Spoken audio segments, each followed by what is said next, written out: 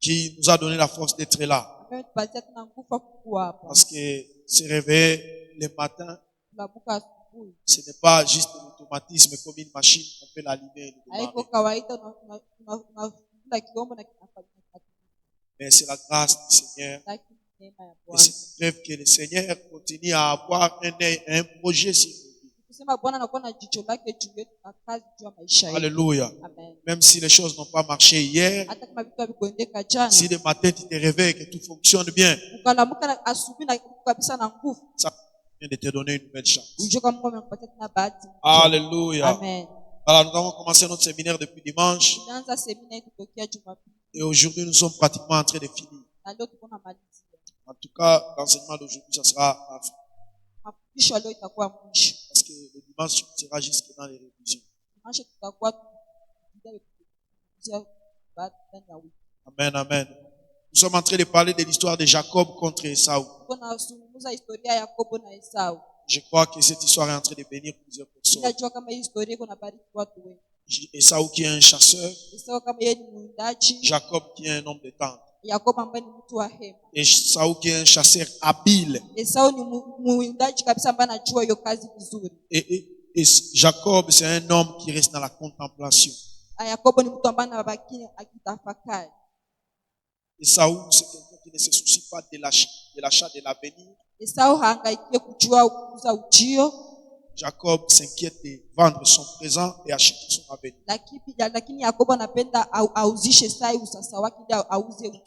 Alors hier, on a commencé à analyser cette négociation entre ces deux messieurs. Esaü arrive, il a faim et il est aussi fatigué. Il dit à son frère, donne-moi ton potage que tu es en train de préparer. Et son frère lui dit, mon produit fini a un prix élevé. Et c'est Jacob qui lui-même a fixé les prix. Alors il lui demande son droit d'aînesse, son droit de première naissance. Et hier nous avons dit que ce droit-là, ce sont les avantages qu'un enfant aîné devait mériter dans le futur. Alors on a fait une comparaison entre les droits d'aînesse et les potages de Jacob. Et on s'est rendu compte que les potages étaient dans le présent, mais les droits d'aînesse étaient dans le futur. Les potages étaient visibles, mais les droits étaient invisibles. Et on a dit que Esaü, c'est quelqu'un qui vend les présents, qui vend le futur pour acheter les présents.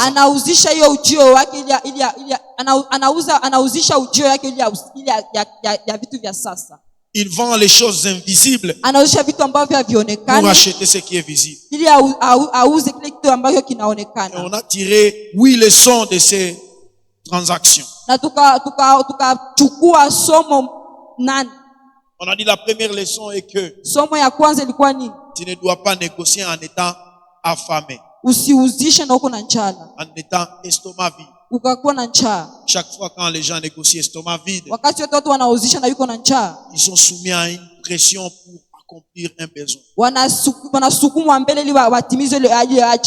Deuxièmement, nous avons dit il ne faut pas négocier en étant fatigué. Il ne faut pas négocier en étant fatigué. On a vu plusieurs personnes qui, à cause de la pression sociale, à cause de la pression autour d'eux, ils se sont rendus compte qu'ils sont entrés dans des choses dans lesquelles ils ne devaient pas entrer. Ils sont entrés dans des mariages toxiques. Ils sont entrés dans des emplois qu'il ne fallait pas. La troisième chose qu'on a dit, on a dit qu'il faut demander un temps mort. Ne sois pas pressé de prendre une décision vitale. Surtout quand tu es dans un état passager. Dans un moment de colère, ne prends pas une décision qui restera après la colère.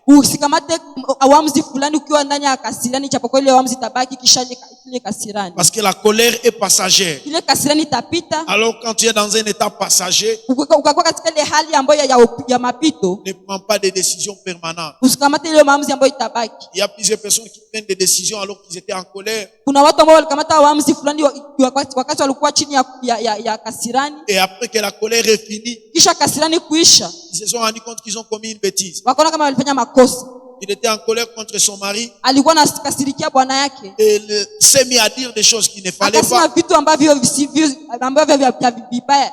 Son mariage a un problème. Comme elle est dans la colère. Je vais rentrer chez moi, on va encore me marier. C'est quand la colère prend fin qu'elle se rend compte qu'elle vient de commettre une bêtise. Quand tu es dans les moments de beaucoup de joie, quand tu es trop joyeux, des fois tu risques de prendre une décision qui ne sera pas bonne.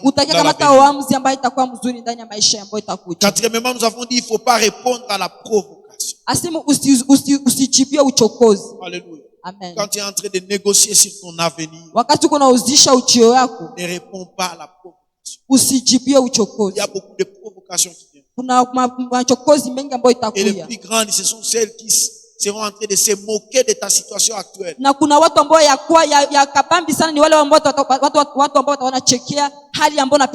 te pousser dans une mauvaise décision. Si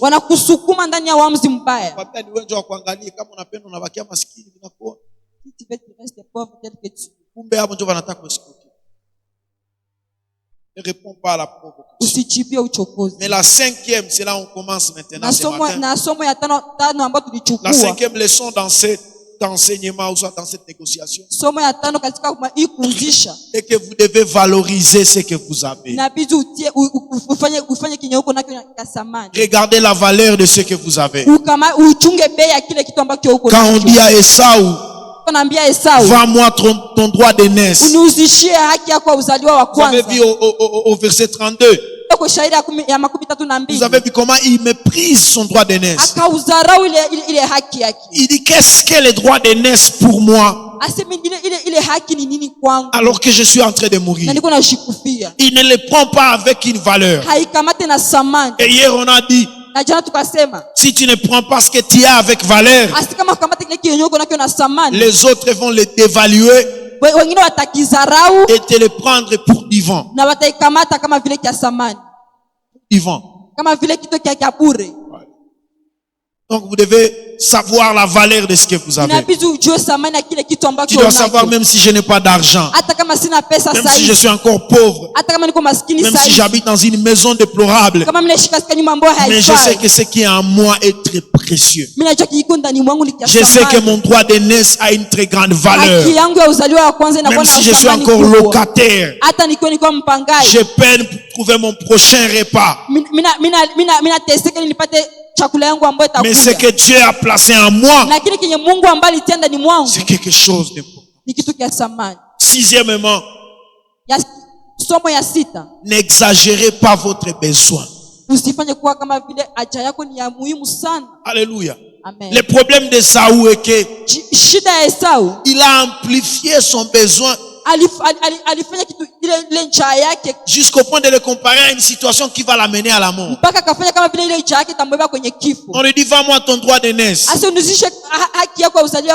Il dit, qu'est-ce que le droit d'aînesse importe pour moi alors que je suis en train de mourir?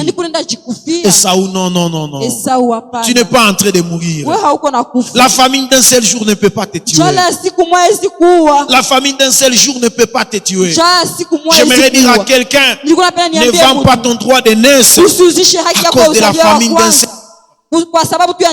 Manquer la lotion une seule journée ne peut pas tuer. Manquer les frais de transport aujourd'hui, ça ne peut pas te tuer. Je ne sais pas, manquer les frais académiques cette année, c'est la fin du monde. Alléluia. Amen. Très souvent, les problèmes nous arrivent parce qu'on s'embarque dans de mauvaises choses, parce qu'on a surestimé les besoins qu'on avait. Et puis après avoir fait des mauvais contrats, des mauvaises négociations, on se rend compte qu'il n'en valait pas la peine. Alléluia. Esaü pouvait se dire, bon, si Jacob, tu ne veux pas me donner à ton potage, de toutes les façons, j'ai aussi mon gibier que j'ai apporté de la chasse.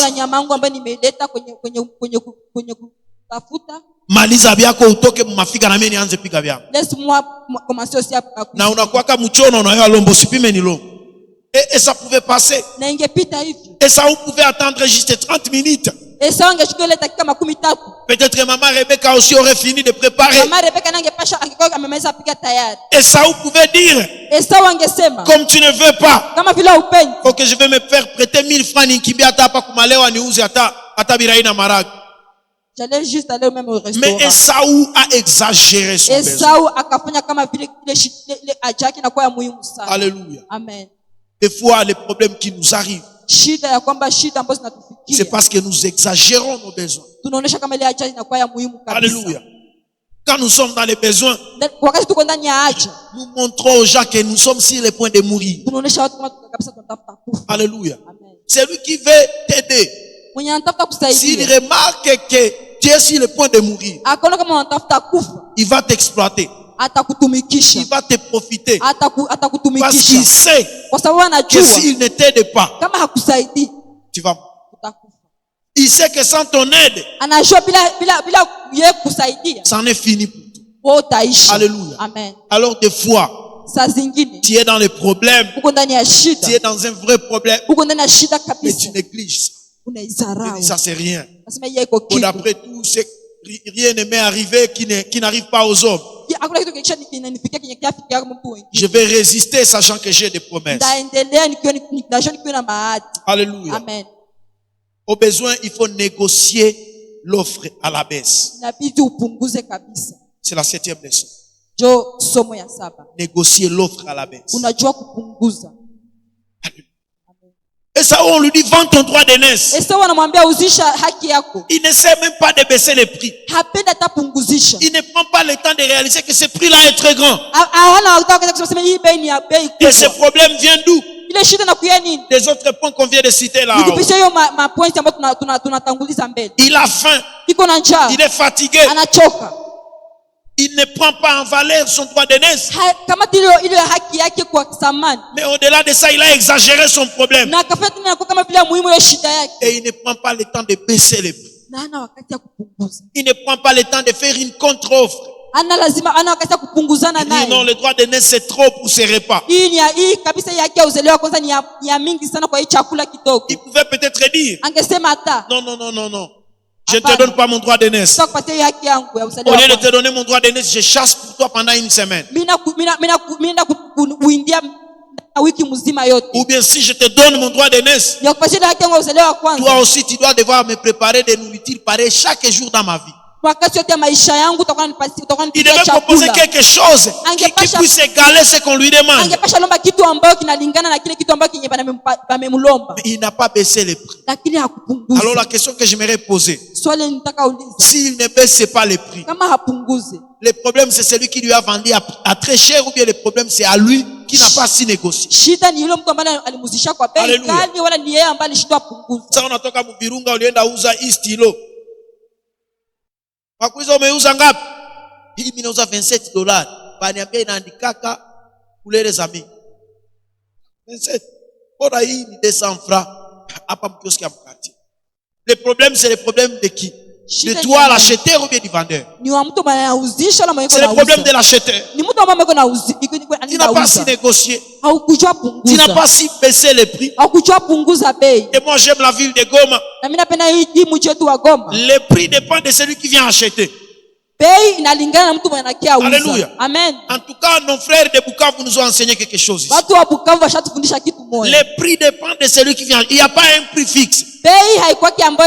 Si tu sais négocier, si tu es un garçon de ville, tu peux acheter 3 au prix d'un. Alléluia. Amen. Tu achètes 3 pièces pour payer à moi. Et si tu viens d'arriver, si tu es un parvenu, On te vend le prix de 5 à un seul produit. Batakupika kabisa utashangala. Alléluia. Amen. Et c'est normal, c'est autorisé. Na ni kawaida na watoto wanajua. C'est la vie à Goma. Jo maisha ya hapa Goma. Je me rappelle quand je venais d'arriver. Nakumbuka sana nilitokea kabisa nilikia mkuyakuya. Des fois je n'allais même pas au marché. Kwenda hata kwenye soko. J'avais un petit frère lui qui maîtrisait. Nilikuwa najua mloko wangu ambaye anajua vile vitu vyote kabisa. Alors dès que j'ai besoin d'acheter, wakati nilikuwa lazima je kuuza devais le négocier d'aller avec lui. nilikuwa namwambia anisindikize. Mimi kazi yangu ni kupima tu. Eh, nene.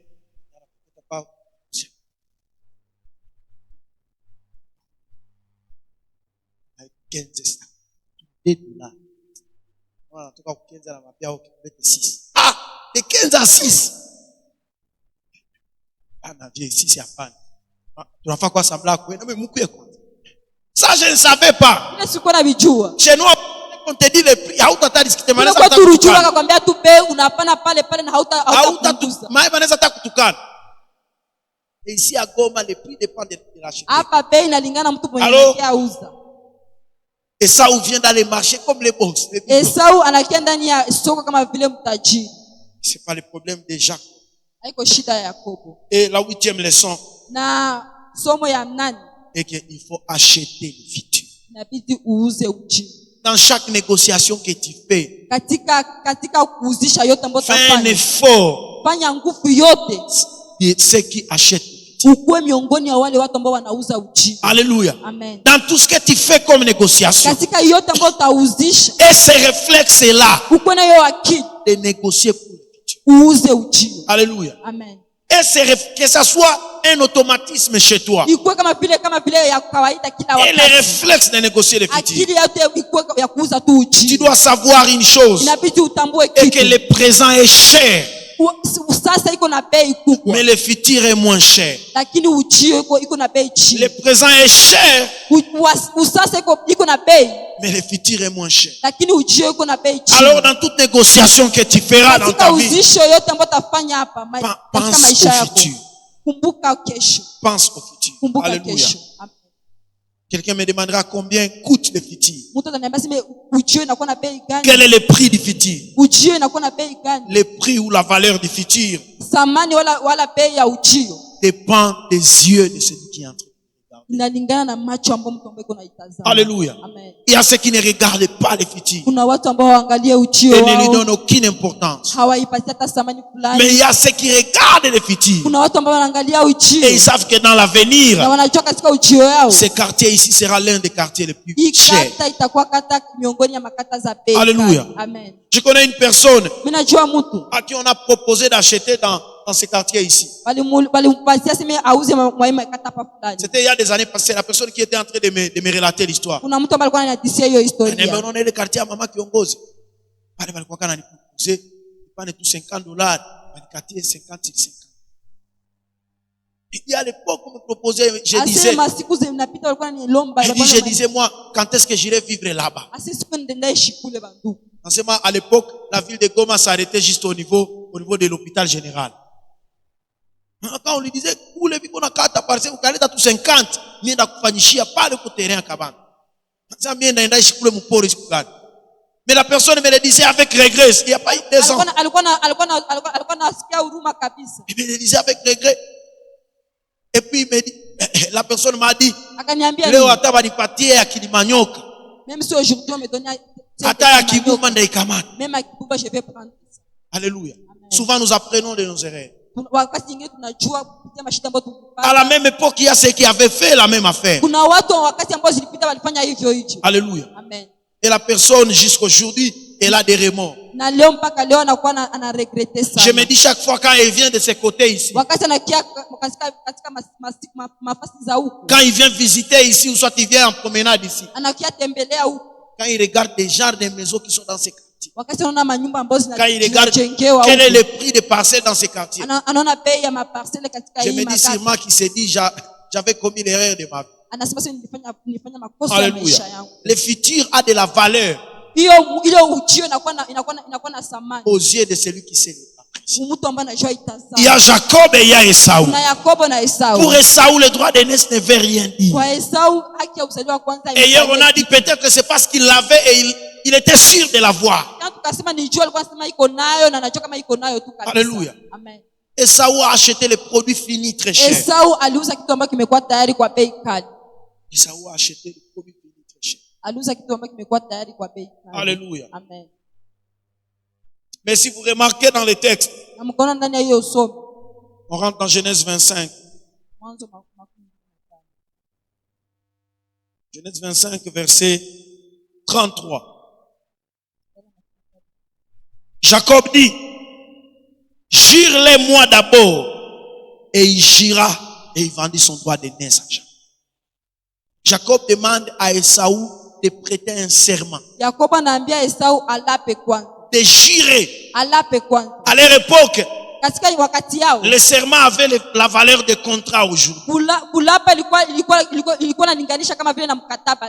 C'est comme aujourd'hui, tu peux aller quelque part et on te dit signe d'abord.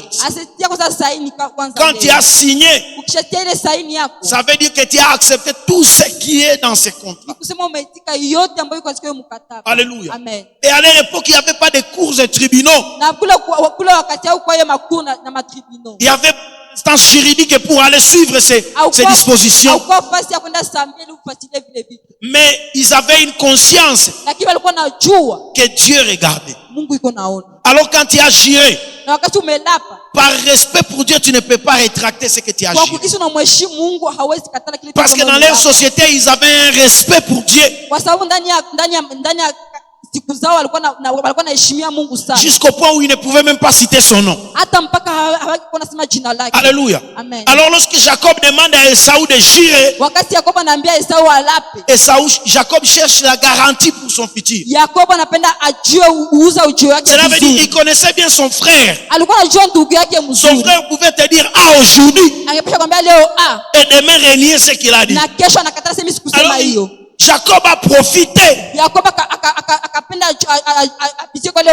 pendant qu'il est encore affamé, pendant qu'il n'a pas encore mangé, qu'il puisse d'abord faire ses serments. Parce que ce monsieur, il peut se rassasier. Il peut se rassasier. Alléluia. Alors dans le paradigme de Jacob, on ne prend pas des accords à la légère. On ne prend pas les accords à la légère. Jacob sait qu'on s'est accordé avec Esaü. Alors si moi tu étais à Talupa, kwanza mkini na hasini. Alléluia. Moi j'ai jamais compris pourquoi les chrétiens abapenda que bamasinati. Eh, fanye biote maison anamwambia okay, anza sinya, baki au niamini. Mbona tunaomba pa frère, hata tunaomba pa Mungu. Eh, moi j'ai déjà vu des gens, ils se sont fait confiance comme des enfants de Dieu. Ils se sont fait confiance, ils ont commencé. Demain, na pastor anaita hata kuya. Wasikia wale wa frere si wamsufle. Ndio hivi kuna samba hapa kuparki. Tena parki hai masi. Alléluia. Quand on lui dit de signer, frère, bona imani yako ndogo, haiko kukosa imani. Alléluia. Signer, ça veut dire avoir beaucoup de foi jusqu'au point de sécuriser ce qui viendra. Alléluia. Amen. Jacob dit, je ne te laisse pas manger ma sauce sans jurer d'abord. Mais je m'imagine Esaü, il a fait très rapidement. Il a fait très rapidement. Parce que il conjala, mais aussi ce monsieur n'avait pas de respect pour ce genre de serment. Il avait l'habitude de s'en tirer chaque jour. Et tellement que son père l'aimait beaucoup. Chaque fois quand Jacob venait l'accuser, son père disait, Jacob, toi aussi tu n'es pas le moindre. Toi aussi tu n'es pas innocent dans ces choses. Toi aussi tu es fautif, papa. Toka kule. Alors Jacob s'est dit, cette fois-ci, ce monsieur doit d'abord signer. Je dois avoir des preuves. Alléluia. Ne vous engagez jamais dans une chose qui engage votre avenir. Sans préalable. demander des conseils aux gens qui sont suffisamment experts. Alléluia. C'est une erreur d'apposer ta signature sur une chose avant d'avoir des conseils. C'est une disposition que tu ne comprends pas. Juste un verbe que tu n'as pas compris. Demain, ça peut te faire peur. Alléluia. Et la personne à qui vous demandez conseil, rassurez-vous qu'elle a de l'expérience dans des choses dans lesquelles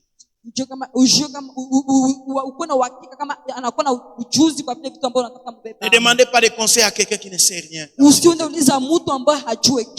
Alléluia. Quelqu'un qui est soucieux de son avenir. Quelqu'un qui a besoin d'acheter un avenir meilleur. C'est se faire entourer de genre de personnes qui sont expérimentés dans le domaine dans lequel il est entré. Alléluia. Peut-être les futurs que tu vises, c'est le passé de quelqu'un d'autre. Les futurs que tu vises, c'est le passé de quelqu'un.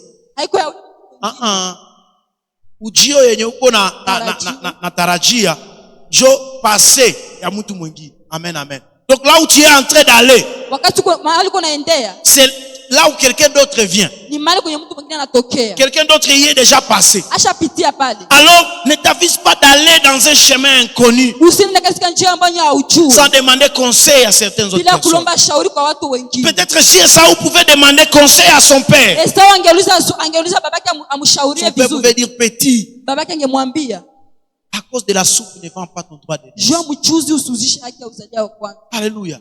À cause de cette sauce, ne vends pas ton droit d'aînesse. Il dit, papa, je suis affamé. Il dit, même si tu es affamé, toi tu sais chasser au moins, tu as un gibier que tu as apporté. Est-ce que tu sais que moi, pour avoir le droit d'aînesse de mon père, moi j'étais moi-même le gibier, mon père a failli m'égorger sur la table. Alléluia. Amen. Isaac pouvait lui dire, pour avoir ses droits d'aînesse, j'ai souffert, j'ai failli mourir, j'étais mort et je suis revenu à la vie. Alors la famine, ce n'est rien devant toi. Si Esaü pouvait demander à Isaac les conseils, Isaac pouvait lui dire, petit, tu ne connais pas Ismaël. Tu ne connais pas Ismaël. Moi j'ai pris ces droits d'aînesse devant Ismaël. Même père, mais mère différentes. Imagine un peu l'adversité qui était là. Toi au moins c'est ton frère jumeau. Alléluia. Amen. Mais en plus de cela, mon père est allé avec moi à la montagne. Et c'est moi qui étais l'animal qu'il devait offrir. Et peut-être avec ces là, Esaü ne pouvait pas signer. Alléluia. Avant d'entrer dans une chose, demande à ceux qui sont passés avant toi. Et ils te diront, à cause de leurs expériences,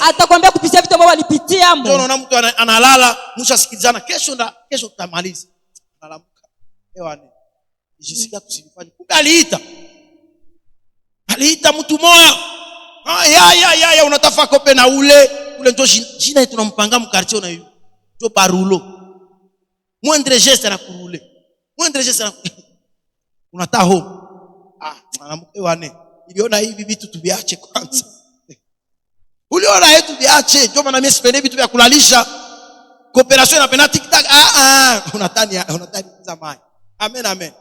Fanya hange na mtu mwenye anakuambia cooperation inapenda TikTok. Attention avec la personne qui dit ule ni mjanja. TikTok yae. Huko unataka ingiza vitu gani? Sasa uko kile niambia napenda TikTok. Wewe ulikalo kaanza ni analyze. Acha na mimi ni analyze. Ule mwiko kwambia kope napenda TikTok. Yeye alikala kwa taini semeni. Iko najifunza aya atakaye kuletea leko. Sasa anapenda sana ikuletea na wewe chunga niulize Isaka. Je vais demander à Isaac. Laisse-moi demander à Isaac. Et Isaac, ce qu'il me dira, c'est ce que je vais faire. Alléluia. Amen. Mais Esaü, il est pressé à signer. Parce qu'il pense qu'il a gagné. Parce que dans le présent, il se voit en train de manger et Jacob ne mange pas. Et pourtant il ne sait pas qu'il vient de perdre toute l'investissement. Esaü pense qu'il a gagné. Parce que présentement lui il a quelque chose dans les mains et Jacob n'a rien dans les mains. Alléluia. Ce n'est pas parce que tu manges aujourd'hui que tu mangeras demain et après-demain. Alléluia. Amen. Esaü pense que lui a gagné et que Jacob a perdu. Esaü c'est le genre de personne qui ne réfléchissent pas avant de prendre de grandes décisions. Et quand on lui demande qu'est-ce que tu viens de faire, est-ce que ceci à long terme ça fera? Ça sera bien. Il dit quand on arrivera à long terme, on saura quoi faire ces jours-là. Et il y a même plusieurs gouvernements. Ils signent des choses juste pour le bien présent, juste pour un soulagement temporaire.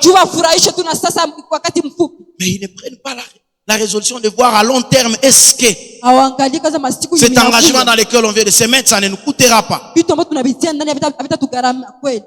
les demande qu'est-ce que vous venez de faire, ils vous disent demain on s'en tirera comme on s'en tire toujours. La Bible dit le jour où on a pris Samson, c'est dans Juge, je crois dans Juge 16. La Bible dit il pensait qu'il s'en tirera comme autrefois.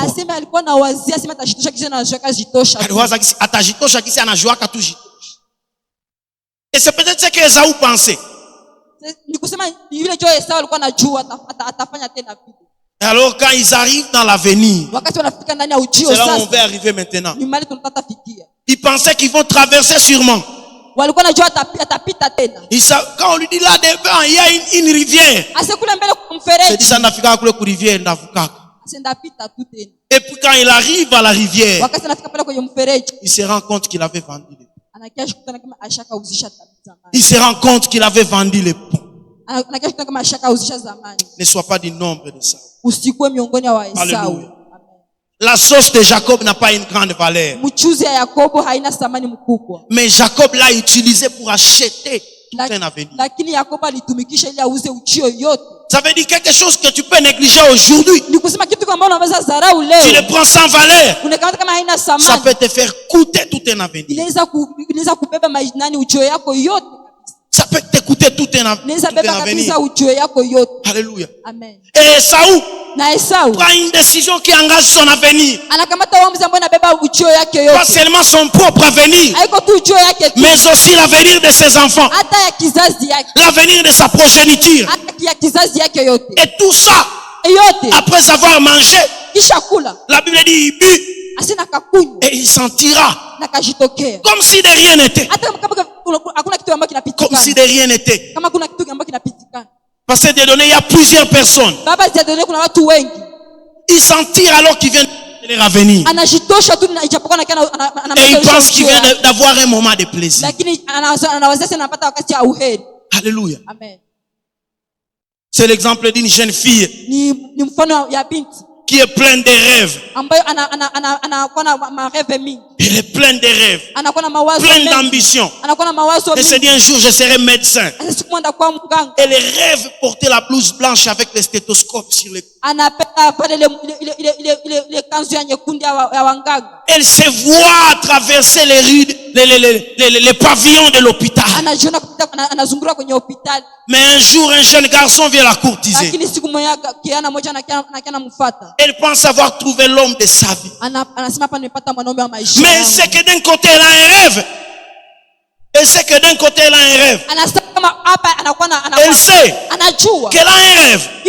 Son rêve, c'est de devenir médecin. C'est ça son droit d'aînesse. Mais de l'autre côté, ce garçon lui propose de coucher avec lui. Ce garçon lui montre tous les plaisirs qu'elle va en tirer. Et il se met à accepter les propositions de ces garçons. Et puis après ce plaisir-là, il s'envoie même des SMS. Est-ce que tu as aimé? J'ai apprécié. Et il ne sait pas qu'elle était en train de vendre son droit d'aînesse. Et il ne sait pas qu'elle était en train de perdre ce qui était précieux pour lui. Juste c'est pour un plaisir de 5 minutes. Et puis après quelques semaines, 2 ou 3, elle dit, je ne vois pas. Et le pasteur disait, ça mwanamke anakuambia haoni njoo unaweka kumbe haiko tu macho njoo inaona.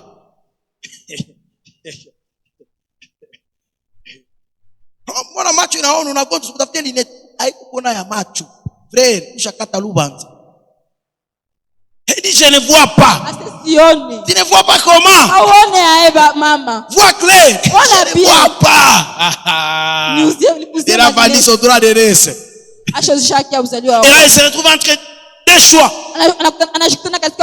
Soit avorter ou garder le bébé. Mais c'est que chacune de ces choix l'écarte de son droit d'aînesse. Que ce soit avorter ou garder le bébé, et elle n'a plus le droit d'aînesse. Alléluia.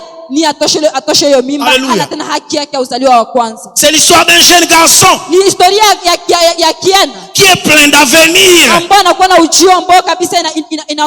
Peut-être dans son ministère.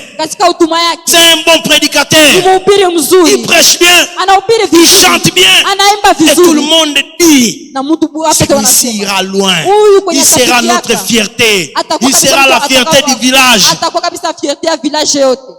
Un jour, il se retrouve entre les jambes d'une Délina. Et il pense que c'est juste un plaisir, un moment de plaisir qu'il vient d'avoir. C'est après qu'on lui dit, je ne vois pas. Que Dieu nous aide vraiment. Pour un moment de plaisir, un père de famille, il peut sacrifier le bonheur de sa famille. Tout l'avenir de ses enfants. Juste pour un moment d'alcool. Juste pour un moment d'ivresse. Alléluia. Amen. Et le problème avec les Esaü, ils pensent qu'ils vont finir par renverser la situation. Quand Esaü signe ses contrats, il sait que le jour du droit d'aînesse, je l'aurai. Quand la jeune quand elle se laisse sombrer dans des relations intimes, elle sait qu'après ces relations intimes, elle va continuer ses examens comme d'habitude. Elle poursuit ses études. Elle poursuit ses études et avoir son rêve. Mais laisse-moi te dire, bien aimé, la Bible dit on ne se moque pas de Dieu. On ne se moque pas de Dieu.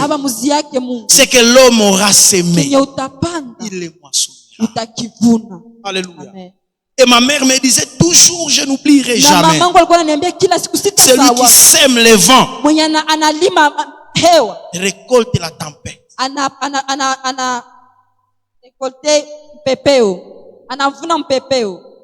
Celui qui sème le vent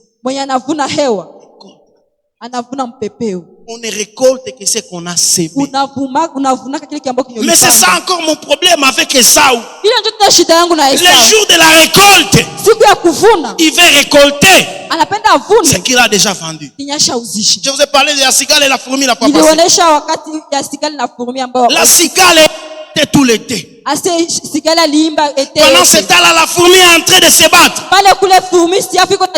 Alors quand les mauvais temps sont arrivés, quand la bise est venue, la cigale est venue demander et elle a voulu manger avec la fourmi. On ne se moque pas de Dieu. Soit tu souffres dans le présent et tu gagnes dans le futur. Soit ou bien tu prends plaisir dans le présent et que tu assumes dans le futur.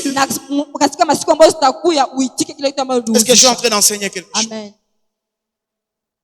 Dans Genèse 27, 41, la Bible dit, lorsque Esaü rentre maintenant, c'est le jour de vérité. C'est le jour où on doit savoir qui est qui. vérité finit toujours par arriver. Ukweli na kiaonekana tu. Il y a un homme qui avait dit Kuna mtu ambaye que le anasema mensonge vient avec ascenseur. aseme bongo napandaka na ascenseur. Mais la vérité prend l'escalier. Lakini ukweli nakamata Et la vérité escalier. finit toujours par arriver. Inapiaka tu. Quand on voyait Jacob au quartier, on pensait que c'est lui l'aîné. Wakati wabona na Yakobo Et pourtant, il était l'aîné physiquement, mais la substance de l'aînesse était déjà partie. wakati wako na Esau ndani ya kata walikuwa wanazania njo mkubwa ijapokuwa alikuwa Alléluia. tayari. Il y a des gens que nous voyons, nous respectons. Kuna watu ambao tunawaona tunawaheshimu. Il prêche encore bien. Anahubiri mzuri. Et pourtant, son droit d'aînesse, il a déjà laissé dans les jambes d'une fille brune quelque part. Haki yake ya uzaliwa kwanza ashende acha katika chumbi ya binti mwekunda kule. Il a déjà laissé son droit d'aînesse dans les jambes d'une influenceuse. Ashende acha haki yake ya uzaliwa kwanza. Mais dans l'entretien, il continue à crier sur la chair. Hapa kumazaba anaendelea kulalamika. Mais le jour de vérité arrivera. On ne sait siku pas ya de Dieu. kweli itafika. Mon frère Baraka disait, Mungu hakula kendazi. Ase Dieu ne mange pas les ndazi. Alléluia. Amen. On ne se moque jamais de Dieu. Mungu haziakiwe. Maintenant, quand le moment est arrivé, Wakati ya kweli ifika. Esaü s'est rendu compte de la bêtise qu'il avait. Esau anakiangalia mafuta. Il s'est rendu compte qu'il ne pouvait pas renverser la tendance. Tena keuza tena Et mambo. pourtant, ce temps-là, il pensait, il savait que je vais manger. Takula tu. Tutaongeleaka na vile jua hii madosia ya droit de l'esprit hata. Kumbe kama bashaandika cette parcelle n'est pas à vendre.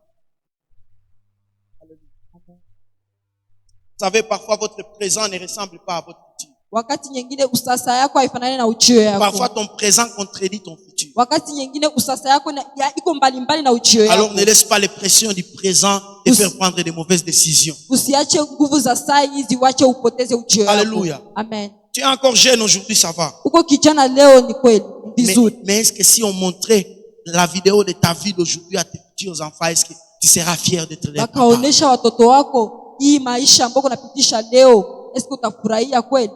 Est-ce que tes enfants seront fiers d'avoir un père comme Watoto toi? watafurahi kukuwa na baba kama wewe. Alléluia. Amen. Même des fois, sans même que l'on ne te dise rien, toi-même tu t'assois, tu t'amendes. Hata kama sasa mtu mwingine sikwambie wewe unaonekana fast mwana. Des fois, notre présent est en parfaite contradiction avec notre futur. Usasa wetu unakuwa mbalimbali sana na uchio wetu. Des fois, un roi est derrière les moutons dans les champs. Saa zingine sasa hivi mfalme iko kwenye pori na mangombe. Alléluia. Amen. Et hier, je vous ai parlé de l'histoire des contrats des footballeurs. Na jana nikawaambia mkataba wa wacheza mpira. On le prend kwa afya de l'unité. Anakula masambusa na mabajia. Anamwambia we, signé tu papier. Unapata ngapi? Ni $20,000 basi haiko salaire ya mingi, $20,000. Anamwambia sawa, akwambia haiko ya mingi. Wewe kama uko deja la kutrahi. Haiko ya mingi ni kave mile tu. Nakile zile sambusa. Hizi anatiamu kwa bora vipi? Sasa kwa hizi sambusa. Nani wapi basi deuxième division kule Belgique. Ça, et pourtant il était affamé. Dans son présent, il pensait qu'il lèvera la tête. Mais les autres ont vu dans lui l'avenir. Et il y a beaucoup de managers qui vivent dans l'aisance en profitant de la sueur des jeunes gens. Et un jour, quand les footballeurs ou soit les musiciens deviennent grands, il se rend compte que le combattant affamé est devenu un grand champion. Il commence à gagner des millions. Il se rend compte qu'il gagne beaucoup, mais il encaisse peu. Et la plupart de ces histoires se terminent dans des tribunaux. Et vous voyez les managers venir calmement. Si kwenye mko na zania bashaonea huyu fulani, bashaonea musicien fulani, manager yuko pale yuko na samba. Hapa tushake pesa zote kumwanza. Eti acha mzaa. Hapana, mshanionea. Hii kwangu unanikula kwa unafanya. Si ndio mimi naenda kukuli. Mimi ndio ninafanya. Ushanione. Twende samba mara hiyo, ushanionea mshazoea mbaya. Share. Sinatira. Sikuwa na yua. Jamais. Usisema sema ulikuwa haujui. Alléluia. Amen. Désormais après cet enseignement, tu ne diras jamais que tu ne savais pas. Kisha mafundisho hii hautasema kasema sikuwa najua. Tu ne diras pas que tu ne savais pas. Le moment de vérité finit toujours par arriver. Esaü finit toujours par se rendre compte de la bêtise qu'il avait fait. Mais le problème que j'ai avec les Esaü ne veulent pas assumer. Ils ne veulent pas accepter qu'il avait commis une bêtise. Et lui, il pense que tuer Jacob lui rendra son droit d'aînesse. Vous pensez pourquoi il y a beaucoup de poison dans les églises? Alléluia. Amen. On ne se moque pas de Dieu. Il y a des gens qui savaient qu'ils ont le droit d'aînesse. Ils savaient que si Daddy veut élever quelqu'un, ça sera moi. Et puis un jour, il a vendu son droit d'aînesse. Et puis on élève quelqu'un, un petit à qui personne ne pensait. Directement, il change la résolution, il s'est dit, il faut l'empoisonner. Vous pensez que tous ces assassinats viennent d'où? Il y a des gens qui ont étudié ensemble. Peut-être ils ont grandi ensemble. Peut-être ils ont été dans le même environnement. Alors que l'un s'est débrouillé. Alors que l'un négociait bien son avenir. Et l'autre s'est livré dans les chanvres et dans la cigarette. Ce jour-là, il pensait être clair. Il s'habillait toujours en pantalon ici, aux 3/4 des fesses. Et il marchait, stylait toutes les filles du quartier. On lui donnait même le nom. Braza. Braza qu'on a tembea. Avec ses dreadlocks sur la tête. Dans le présent, il était Braza. Mais l'avenir finit toujours par remettre chacun à sa place. Pendant ce temps, les gens qui ont grandi avec Braza sont en train de se battre avec les examens. Ils n'ont pas le temps pour les bisous, les chéris et les je t'aime. Pendant ce moment, Braza est en train de dire qu'on a vouma mubadada akatoi. Braza. Un jour, dans l'avenir, celui qui était négligé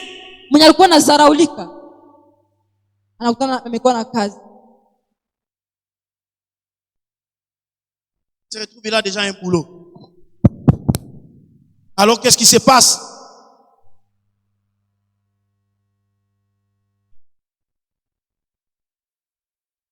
Braza alikuwa anavuma kato. Alikuwa anavuma mtemka.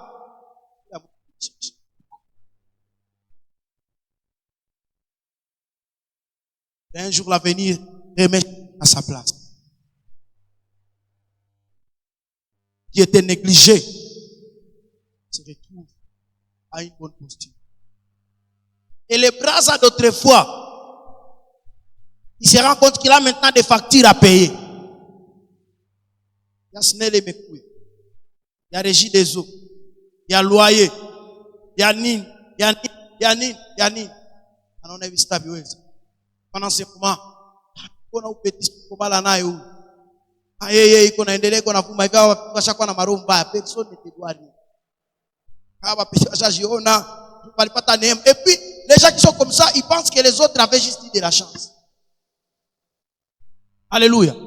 Ils pensent que non, c'est que toi tu appelles la grâce. Tu as perdu le jour là où tu étais en train de prendre les champs. Là où tu es en train de négliger ton avenir. Alléluia. La Braza, qu'est-ce qu'il fait?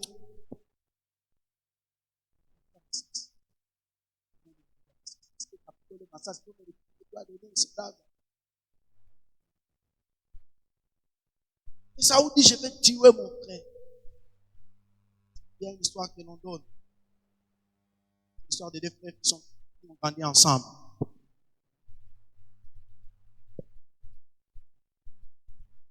Ils étaient des cousins.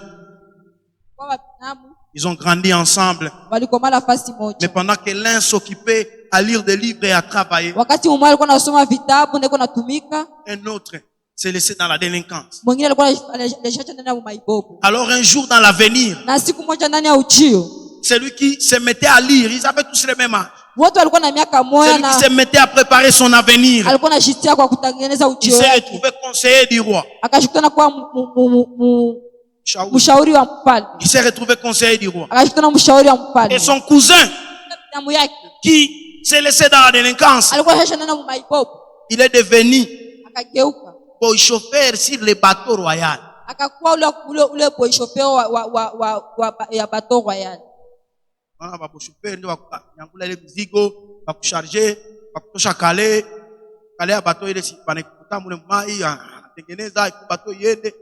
Alors un jour, le roi avait une escalade sur le fleuve. Alors quand il vient dans les bateaux, il viendra avec ses conseillers, n'est-ce pas? Le roi s'assoit sur la table avec ses conseillers. Ils sont en train de boire et de manger. Mais l'un de ses conseillers a un cousin qui travaille aussi dans les mêmes bateaux. Le problème avec les gens avec qui on a grandi ensemble, même quand on se rencontre dans le futur, ils pensent qu'on joue les mêmes rôles qu'on jouait dans le passé. Et pourtant, des fois, les rôles ont changé. Ce petit-là que tu appelais petit dans les quartiers, c'est aujourd'hui le chef. Ukafaerera kumuita petit kule kwa chakwa chef tapika mafimbo kisha takia kuambia gra. Unashapata kwa viboko sécurité cha kukache. Le problème est que on se rencontre quand tu te rencontres avec quelqu'un il y a 2 ans, sache que c'est devenu une autre personne. 2 ans c'est beaucoup. Alléluia. Quand le kajina kulikuwa anamuita ile ya 2 ans mkartie usipime kama yeye ndo anakuautorize ukaite vite. Mais kwa na limite, il ne les connaît plus. Ou petit si tulikuwa naye pale mwepe katoi yepe siwe. On a étudié avec lui à l'EPE. Haikulo institut ndaura. Ce n'est plus la même personne. Ça hii ni conseiller présidentiel. Ukafa mizaji yeri zitakukache. Utaenda pumulia ndo mudemi hapa.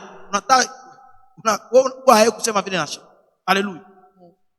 Alors, ce cousin-là, lui, il ne voyait pas les conseillers. Au lieu de voir les conseillers du roi, lui, il voyait son cousin. Alors, quand lui il est en train de posséder, il dit qu'on a tout mis comme on a nyangula bimakale, on a conseillé, et qu'on est calé tout l'enfant, puis qu'on a checké. Ils sont en train de rigoler avec le roi. On a pris un maillot aussi. On a dit alors lui, au lieu de voir que non, oui, ni mkubwa ni conseiller, yeye iko namuona mon cousin. Anaanza jiramante. Hizi mafamilia si yue. Kwa kulemea wengine ona kiko na cheka cheka pale. Na sisi tuko natumika kazi zote humu. Ni hapana, huko natumika kazi zote humu. C'est ça c'est. Ile ndio nastahili. Oh, ya asiko tu watu wanakuwa na name. Bafenea. Anaonja mtu wale wanaikala. Fenea anaikala tu basi moja. Eske yeye bakamwambia kwa nyangula hii kingumbia ataweza kinyangula. Eske bakamwambia apandishe treto ataweza ipandisha. Fenea yuko kunaikala. Le roi a entendu ce qu'il était en train. Alors, à un moment donné, ils devaient passer la nuit, ils ont accosté quelque part. Et ils ont passé la nuit là-bas. Très tard la nuit, vers 3h, 4h du matin. Le roi a touché l'épaule de ses beaux chauffeurs. Quand il regarde que c'est le roi. Il est de voir un bruit de sécurité. Va vérifier que c'est. Le monsieur est allé, il a vérifié, il est revenu. Et il dit non, ce n'est rien de grave, c'est juste un chat qui vient de donner naissance à des chats. Le roi lui dit, un chat vient de donner naissance. Va vérifier c'est combien d'enfants. Encore il part. Il revient, il dit non, ce n'est rien de grave, c'est juste 10 petits. Le roi lui dit petit. Va encore vérifier. Il y a combien de mâles et il y a combien de femelles. Encore il part. Il revient, il y a 3 mâles et 7 femelles. Et le roi lui dit, je t'ai entendu te plaindre pendant la journée. Viens, on va aller quelque part. Et ils sont allés toucher son cousin qui est conseiller. Le roi lui pose la même question. Il lui dit, je viens d'entendre un bruit là-bas. Va voir de quoi il s'agit. Le conseiller est allé. Il est revenu après quelques instants. Il a donné au roi tous les détails dont il avait besoin. Il lui dit, c'est un chat, ça vient d'avoir des chatons. Il y a cette femelle, 3 mâles. Et puis ce chat-là appartient à un monsieur qui s'appelle tel. D'ailleurs, ce monsieur-là vient de demander pardon pour avoir dérangé le sommeil du roi. Et il a envoyé cet homme pour que le roi puisse le pardonner parce qu'il a dérangé son sommeil. Et le roi dit à ce cousin-là qui est au chauffeur,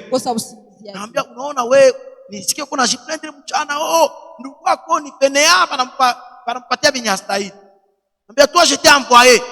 Je t'ai envoyé jusqu'à 4 fois. Mais tu n'as toujours pas donné les résultats. Lui, je l'ai envoyé une seule fois. Il donne tous les détails. Donc, ici, je n'ai même pas une autre question à lui poser. Il donne tous les détails dont j'ai besoin. Et au-delà de ça, il sait trouver mon intérêt dans ça. Il m'amène même le présent. Alléluia. Amen. Dans la vie, on pense que les gens sont là où ils sont par hasard. Mais pourtant, nous pouvons faire 3 ou 4 efforts de plus que sans trouver les mêmes résultats. Alléluia. Ce frère-là se plaignait. Et pourtant, il a fait 4 tours sans trouver les résultats que son frère a eu dans un seul tour.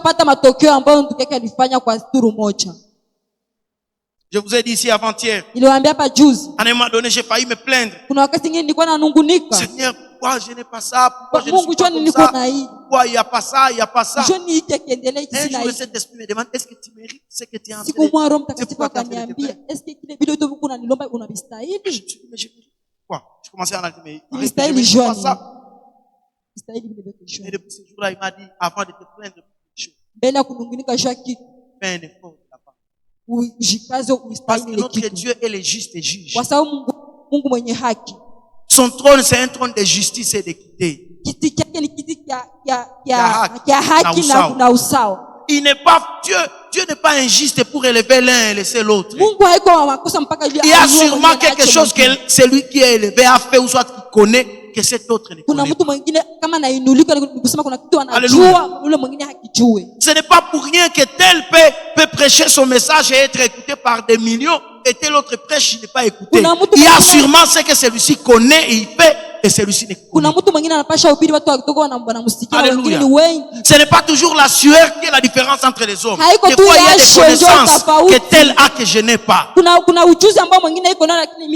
Alléluia. Amen. Des fois, ça ne se calcule pas seulement par le nombre d'heures que je passe en prier.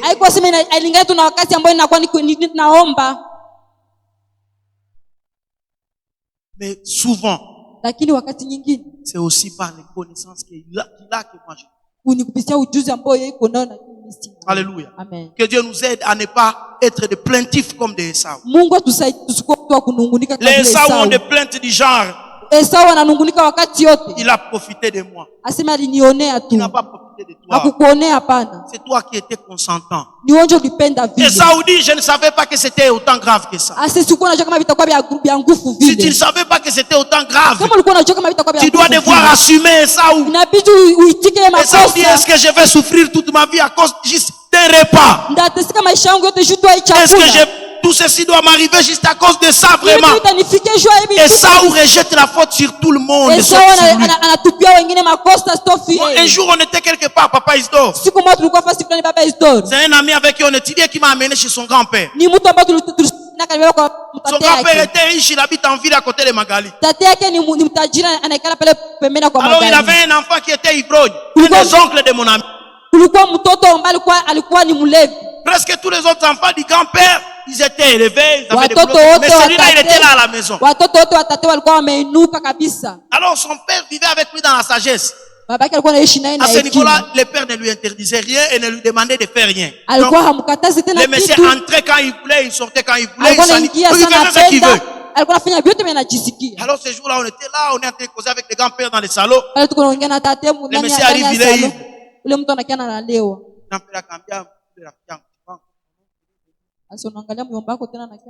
Alors le monsieur, au lieu de s'amender lui-même, Baada ya kujilia baba uko mtu mubaya. Kama mimi nateseka hivi ni juu yako baba. C'est à cause de toi papa. Baba uko mtu mubaya baba. Sasa petit, utate yako ni mtu mubaya. Iko tuza gouverner, utate yako akakata gouverner. Hasemake kitu. Paka mwambia watu wanakufa Lubero, sasa watu wanakufa Lubero. Baba ni mtu mubaya. Mais ce monsieur, il n'a même pas le temps de voir que c'est lui qui est le fautif dans cette histoire. C'est le problème de Esaü. Il rejette la faute chez tout le monde. Papa, pourquoi est-ce que tu n'as pas une autre bénédiction à me donner moi aussi? Il a commencé à pleurer. Il pense qu'on aura pitié de lui à cause de l'âme. Alléluia. Amen. Je vous ai dit avant-hier, personne n'aura pitié de toi. À part ici à l'église, le pasteur peut avoir pitié de toi. Il prie pour toi dans des moments de prière. Quand tu vas dehors, ici, juste ici à la porte, personne n'aura pitié de toi. Personne. Quand on était à l'école, on nous disait chacun pour soi. Et Dieu pour tous. C'est Dieu, c'est pas. La seule chose que nous avons en commun, c'est Dieu. Les restes, nous sommes venus dans le monde en détail. Kila mtu kwa hapa kama alitokea Kamituga, mwingine alitokea Luhihi, mwingine alitokea Buholu, mwingine anatokea Rumangabo, mwingine anatokea Rubare. Kila mtu kuna kisi alitoka. Na hatuna date de naissance moja. Donc nous sommes venus hapa comme nous sommes dans ce monde en détail. En détail. Kama alitokea Mkuso, mwingine alitokea Mutu, mwingine alitokea Iju iko na najeti hapa. Kila mtu kuna histoire yake alifika hapa. Personne n'aura pitié de toi. C'est toi celle qui négocie ton avenir. C'est toi celle qui aborde ton avenir. Et tu pries Dieu de bénir les efforts que tu consens. Alléluia. Amen. Ne compte pas sur la pitié des hommes. Personne n'aura pitié de toi. Personne. Personne. Les Saoudis, ce petit a profité de moi. Je vais les tuer. Même si tu les tues, le droit d'aînesse mourra avec. Et c'est votre famille qui souffrira encore davantage. Parce que c'est lui qui devait sortir le nom de la famille. Vous venez de le tuer. Alléluia. Amen. Vous n'avez jamais vu des frères comploter contre leurs frères. Tu n'as pas ma délivrance à mingi hapa. Ouais, ni nani? Mie ni ndugu yake fulani anakulaka yeye peke. Hapana frère. Wewe sio kwa nenda ruka mabusiku na nini? Eko nakuja tafuta Mungu. Kula hapa anakula kae peke mwa tumuue bishe pale na pepo kisi na kwa mpole. Esaü met la faute sur tout le monde sauf sur lui. J'aimerais dire à quelqu'un, c'est là où je suis en train de finir. Si tu as l'habitude de rejeter la faute sur les autres, tu n'évolueras jamais dans ta vie. Des fois même quand les autres ont tort, un homme spirituel, un homme mature, il remet toute la responsabilité sur lui. Et il se demande pourquoi ça m'arrive à moi. Alléluia. Même si c'est la faute des autres, un homme mature sait s'amender. David est en train de fuir son fils Absalom. Et il y a un monsieur qu'on appelle Nabal qui commence à insulter, à jeter même des pierres. Il dit, toi tu vas mourir. Hey, aujourd'hui tu fuis, tu vas mourir. La Bible dit Joab, le général du roi. Il a pris son épée, il a dit, Seigneur, donne ordre que je puisse éliminer ces chiens. Imbwa. Nipatie ruhusa ni eliminer. Et David lui a dit, ne l'élimine pas. S'il peut m'insulter aujourd'hui, hier, il ne pouvait pas faire ça. Il ne peut pas m'insulter. Si aujourd'hui il m'insulte, c'est parce que je suis un fugitif. Alors pourquoi autant de mal peut m'arriver à un seul? Mon propre fils se rebelle contre moi. Je fuis mon palais. Il couche avec mes femmes. Et aujourd'hui, il est en train de m'insulter. Si Dieu l'a permis, Et si c'est ça la punition que Dieu me réserve, tant mieux. Alléluia. Amen. Là-bas, on remarque que David était devenu un homme bâti. Parce que justement, ce qui lui arrivait, c'était parce qu'il avait vendu les droits d'aînesse en couchant avec la femme d'Uri et en tuant Uri. Alléluia. Et quand le prophète Nathan était venu, il lui a dit, toi aussi tes enfants vont commettre l'adultère et on couchera avec tes femmes s'il est de tout Israël. Alors, David savait que s'il se met à tuer ces messieurs, il prolonge encore son malheur. Alors il a dit, si Dieu permet que cela m'arrive, et si c'est le prix pour le mal que j'avais commis, alors tant mieux. Alléluia. Amen. N'aie pas l'habitude de rejeter la punition. Si tu souffres, ce n'est pas parce que Papa Béni a refusé de te payer.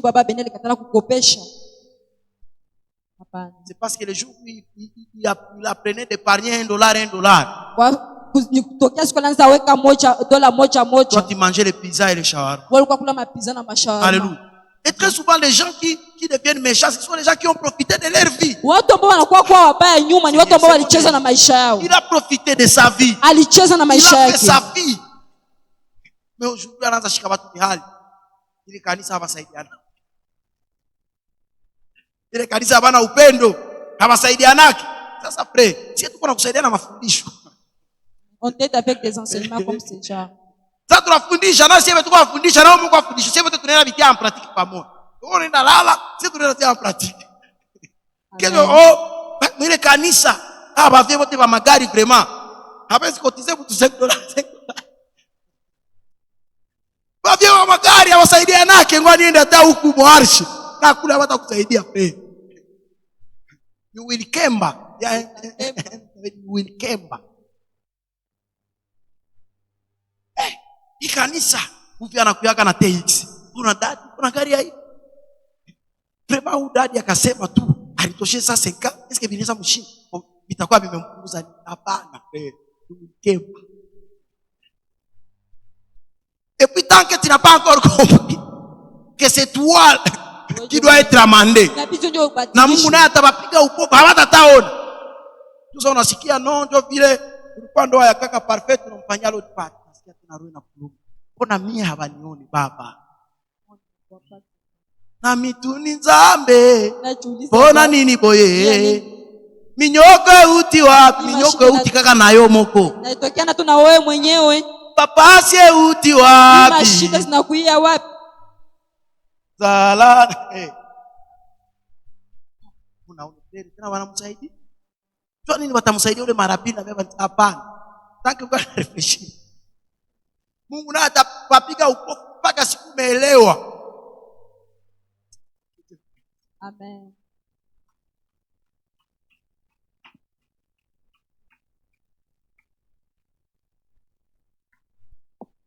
Chapia Bwana makofi, chapia Bwana makofi.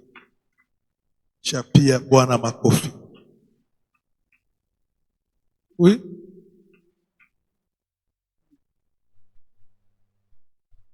Tunaambia mhubiri wetu nini?